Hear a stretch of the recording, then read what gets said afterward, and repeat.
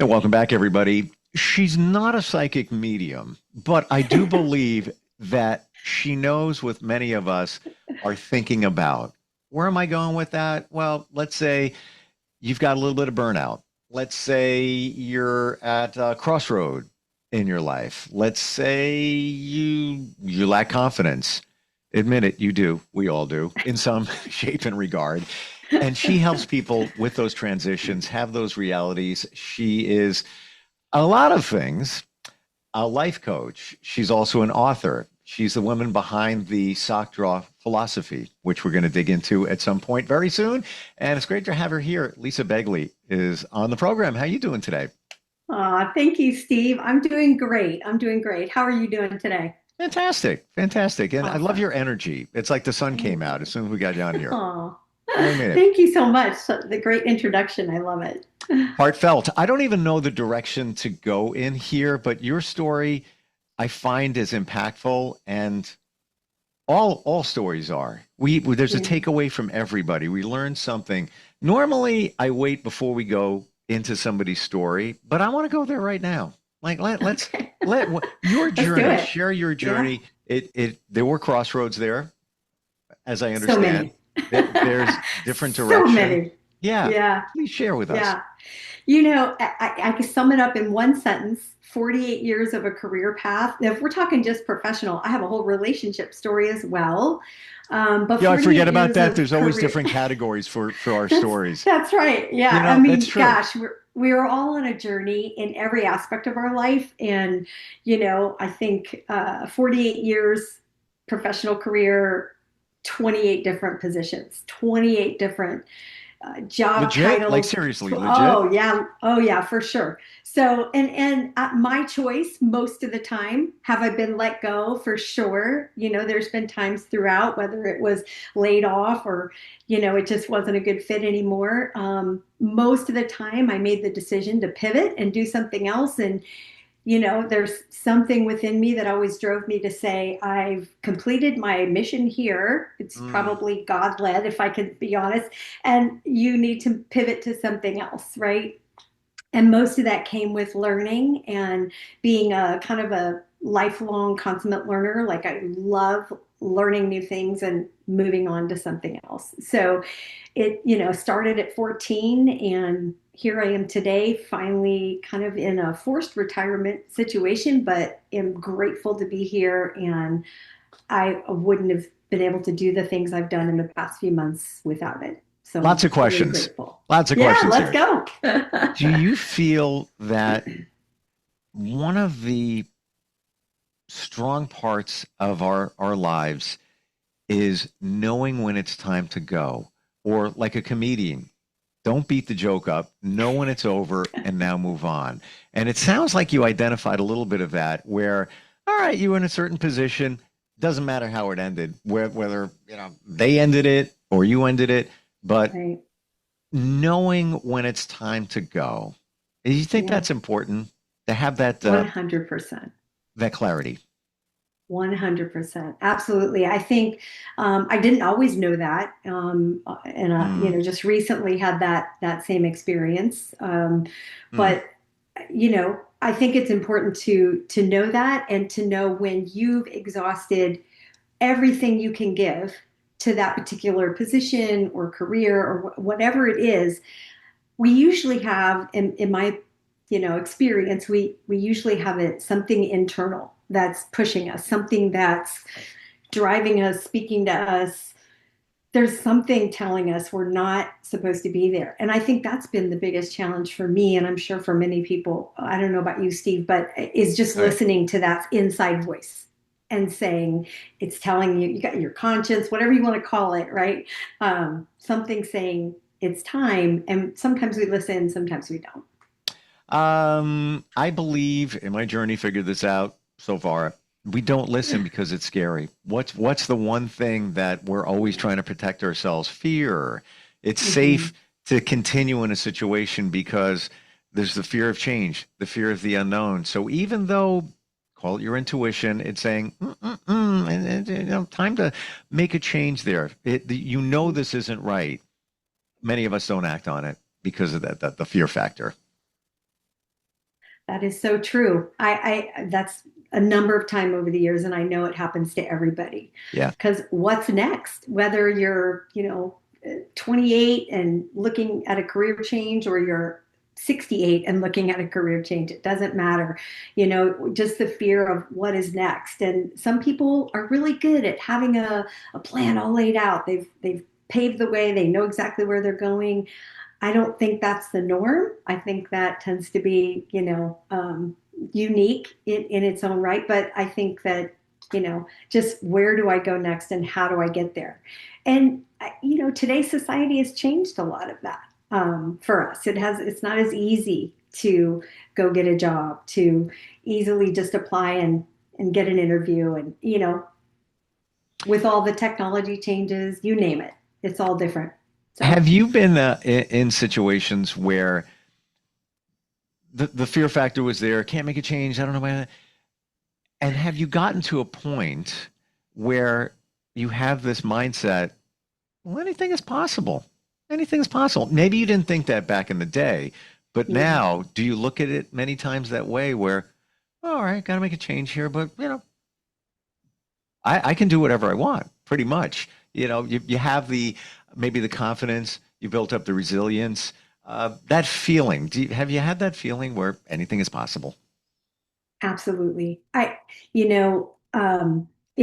always been, I guess, a risk taker. So I will jump a lot of times, probably before I should have jumped. You know So, what? You're the you're not normal, but what's normal? But that's not the average right. person. Yeah. Yeah. Yeah. And I think many times I just jumped, and I knew, it's between my faith and my belief, and I just knew it would all work out, and I would make it to the next step, whatever that was, right? Mm, But obviously you don't ever get there if you don't take the next step. And getting rid of, like, to your point, Steve, the fear, that's a hard thing to do. yeah. That's just not easy, and overcoming, because what's driving the fear is different for everybody. Where that fear comes from came from, could have come from years of something. It could have come from something happened a long time ago. It could have come from, who knows, right? But I think that, whatever it is, you have to address that first to figure out what's holding you back. And a lot of times too, it's a scale, right? It's like, how important is it? How much do I want it? How badly do I want this to make that jump? And sometimes there's that risk management piece of it that you have to walk through as well. So it's different for everybody. Um, how many 28 positions?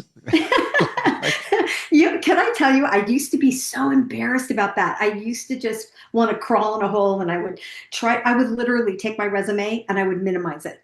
I would minimize mm, myself and the resume in order to hopefully get the job, right? That I was going for, that I really wanted next, or whatever it was. I would make myself smaller. And this is not a recommendation. I would make myself smaller in order, because I was so embarrassed about that. It used to be years ago, the ideal 60s, 70s, was to get a job and be in it for 30, 40 years, to get your pension and get your 401k, and, and you and got to build get the all of gold that. watch. You got to You get the got to gold get the watch. goal. Yes, Yeah. exactly. And so that wasn't the norm, in the days that I was, going from job to job. And I Yeah. averaged it out. It's like 18 months on average at any job. It was like, yikes. I want to be Not, honest with you. Back yeah, then, please. that was viewed kind of as a negative. Hopping from job to job. I now Yeah. on a journey looking at it differently. You've amassed so much experience, background, knowledge by changing, being able to pivot here and there, and the know when it's time to go. Back in the day, I've been doing radio all my life, by the way. I still do it. I've been doing it since I was a No kid, first kidding. paycheck. Not even kidding. I knew what I wanted to do when I You was could 9 years tell. old. This Oh, was it. And I love it. stayed at a job, and it was only my second job. And the first one was maybe 4 months. And then I got a job at the big station.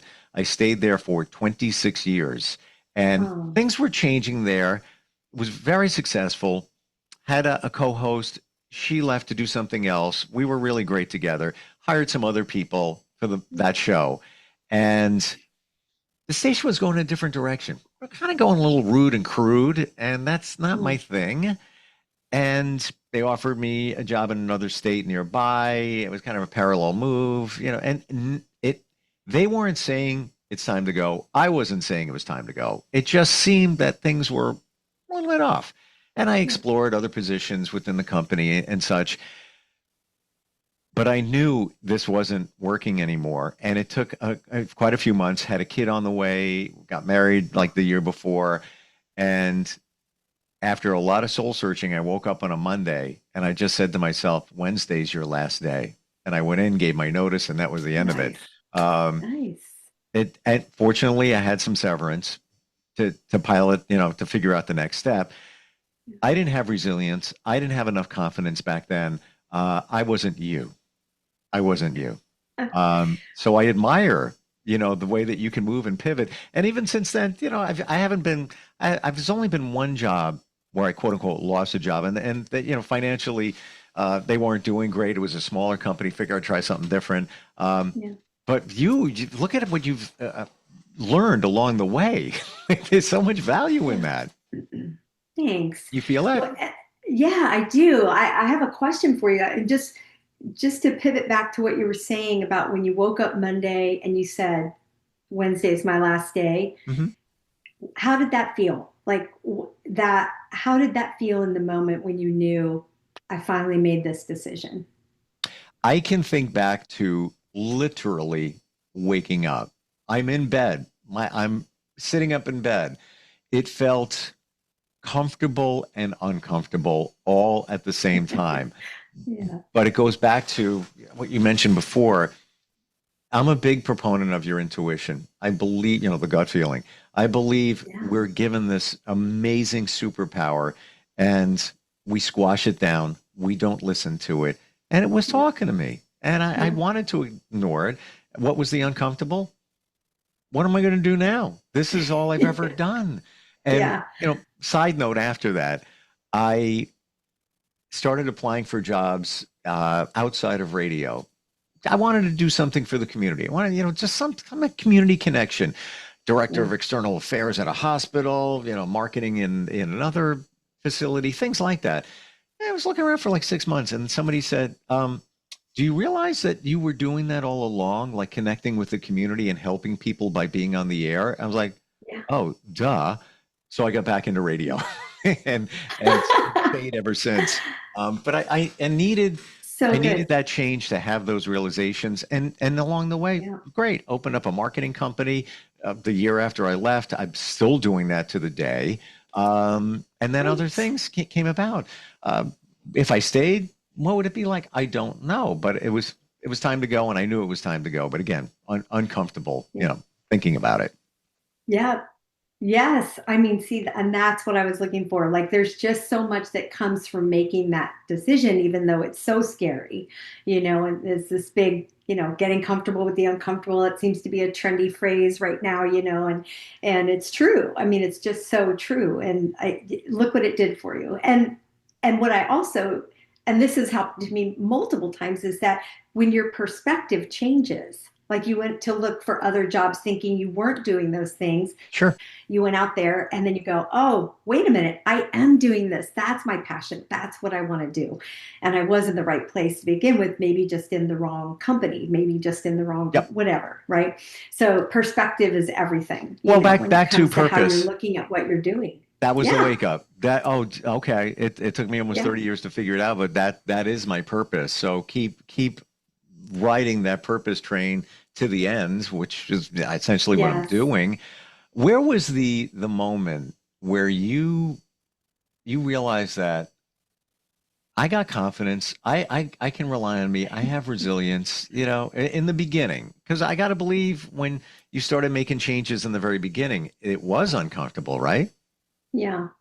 Well, yes. But so I was raised by my mom and my grandmother, and both single, independent, hardworking women. And so I think that influenced a lot of my, my mindset and my focus on being a career woman, if you will, right? Career woman. Hmm. Um, and so I think the moment for me, there wasn't just one moment. In fact, there were times when I always felt confident that to make a spin at any given time, at any given time. Like whether it was, and I don't know if it's because we moved a lot with my mom or, I don't know. I can't really pinpoint it, but I always had confidence. In fact, to a point where at some point, and I don't, let me just say this.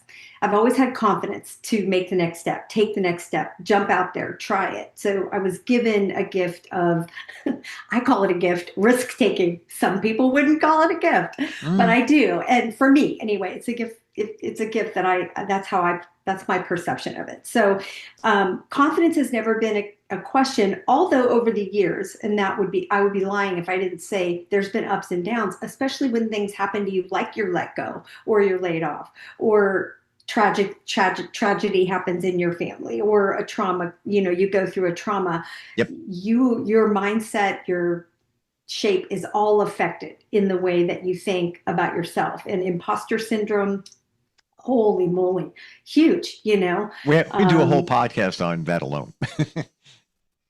I- I, I'm in on that because it's a thing, and it's so real for people. And I think that, so there was never just one moment. I mean, I got my first job working at Bellflower Friendship Manor, which was a senior home at 14 years old. I had to go to work. I didn't have to. I wanted to go to work at 14 years old. I got an early, in Southern Cal, you get an early permit. I don't know what it's like now, but you get an early permit and you can work Mhm. as long as your parents approve. So I did that for 4 days a week from 4 to 7 during the dinner hour, served coffee, cleaned up dishes, did all that. Wow. That was my first job. And so that's kind of my start, right? That's where it all started. And I was always confident enough to do that. It was the next thing and the next thing and the next thing. And, the next thing I'm off and I'm doing this. I mean, the things I could tell, I was a school bus driver for 4 years. And then I worked at an airport locally. And then I moved into being an international flight attendant. And then I decided to, coach Oh, competitive cheer for 12 years. And then I worked for a cheerleading dance uniform. And then, it's just like one that's thing after so another. cool. That is so cool. No, I'm serious. I feel like Yeah, I you're mean, I like it, but like you're a cat with nine lives. Like it's onto, let's reincarnate, on to the next, on to the next. that's exactly right. You are the author of The Sock Draw Philosophy. Yes, What's the sir. book about? Oh my gosh. It's a book about reinventing yourself. Just exactly what we're talking about. Wow. It's about letting go of what's holding you back, kind of what we've already been chatting about, and then being able to move on. What makes it kind of fun is the stories and just the alignment. It makes it a little different. I think what makes it unique as far as a self-help book goes, if you will, is that it uses the metaphors of cleaning out your sock drawer, right? And what a sock drawer looks like for everybody, right? You can have a completely perfection organized sock drawer, and you can have a big messy sock drawer. And it talks, we talk about just dumping out. It's fun, right? It's fun. It's an easy read, a light read, but it also gives you perspective on what could be holding you back, and it gives you a different way to think about it. Hmm. So it's fun. First So book, I'm I so excited. I'm just going to look at the what could be the philosophy sock drawer. Now I know when I do laundry, I take two like socks and I put them together so that they're always together. Now, if you don't do that, nothing wrong with that, but you'll always have another sock. It may not be the same sock, but you'll always have another sock. There's a lot of deep stuff within this philosophy, when I start thinking about it, right? Yeah, like the missing sock, right? Like we Yeah. all have that missing sock. Like where'd it go? Did the dryer eat it? Did the, well, what's missing in your life, right? That's the alignment. That's the metaphor. What's missing in your life? right? And does it really matter to get it back, or is it something in the universe, or God telling you to move forward? You know what I mean? What is it exactly? Or maybe it's the lint. I like one of my favorite. I like the part, the elastic, right? So we all have these socks Uh, with elastic, uh, and it's funny. My husband told me a story about my brother-in-law when he was little. I didn't even know this story, but he used to call them quitter socks. If put the sock on and the elastic didn't stretch anymore and they just fell down to your ankles, he called them quitter socks because it didn't work for you anymore. So looking into like what doesn't work for you anymore, can I right? change the What's not language? working? Can I change the Yeah, language on that? yeah, sure. The sock with the elastic that's no good doesn't Yeah. support anymore. It doesn't support you Okay. anymore I because it keeps I falling love it. down. There's no support. The lack of support. Right, right. It doesn't support Yes. or it doesn't serve you. Um, I Yeah. did. I made the bed on Monday. Of course, did laundry, Yeah. and I, put the socks away. And it, like we were talking about here, one sock, Yeah. which is rare. I guess I'm lucky, was missing. I'm like, hey, it'll turn Yeah. up in the laundry, whatever. So I get down, fresh new sheets just laying there. Ah, it's so good. And I'm like, under one foot, I'm like, what is that? What is that? That's the sock. It's the sock. And I'm tired You found it. and I'm laying in bed and I'm thinking, well, I'll get that in the morning. I Yeah. couldn't do it. I had to turn the light on, get up. I first, did the Yeah. top sheet thinking it's there. It's not there. I'm like, you blinking. So now I have the sheet tucked in. I had to lift it up and go underneath and find it. So I think the analogy here Yes. is if something is missing, you need to go find it. You can't just let it Yeah. go because it's going to gnaw away at you. There's something missing within your life. Yes. Boy, we can go on forever with the sock thing. I'm, Genius. can I just tell you? And then that takes us back to our early part of our conversation where, something is gnawing at you internally that says, something's missing here in your current situation. It's driving you to do something else. What is that? Maybe you're not sure yet. You're afraid to take the step, whatever. So Mm. you can, to your point, Steve, apply it to so much in life. It's just a fun way to do it. Oh, yeah. And I think ultimately it comes back to one thing, the intuition, the gut feeling. Yeah. Everything we need to know is within us, but we don't listen or we don't have trust or faith in that message that's coming through. It's coming Yeah. through for a reason because it's you. Nobody knows you better than you. So you is telling you, hello, time to change, make a change over here. How do we Right. how do we connect with you, Lisa? What's the best way? And all different Sure. levels. I know obviously you are a coach. You've created a lot of stuff. You got a lot going on. The book as well. Best Yeah. way to find you. How do we do that? Sure. Come join us on the website, right? Just find us at justonebravestep.com and you can reach out to us. There's some free resources and tools on there for you. Tells you a little bit about us and One Brave Step and what that's all about. So we'd love to, connect with you in that way. You said that word, and I've never in all of this podcasts, life journey, all of that, the word brave. Oh, You never yeah, hear it. We did talk about fear, fear of making change and all of that. Not the word brave. We need to be yeah, brave. We yeah, need to be brave. And it's such like when you think brave, you think of, healthcare worker, firefighter, that kind of thing. They are brave. yeah, Um, but we need to take our lives with the same view. Be brave. It's not easy, but it's boy, what a not feeling of easy. pride when you Yeah. are brave. And love the name of the website and what you do. Fantastic. Just one brave step. That's all it takes, right? It's all it takes. You just have to figure out what it takes to get there, whatever that one small step is. And that's what I'm there for. If we're a fit and it makes sense and you need that help trying to navigate to get there, reach out. Love it. Thank you so much for being here today. We got Thank you. lots to talk about in the future. I appreciate it. Yes, we do. I All can't right. wait. Steve, Same. thank you. We'll be right Bye-bye. back. This is the Global Podcast Network, where executives and professionals connect, share, and inspire. Stay tuned for the conversations that drive success.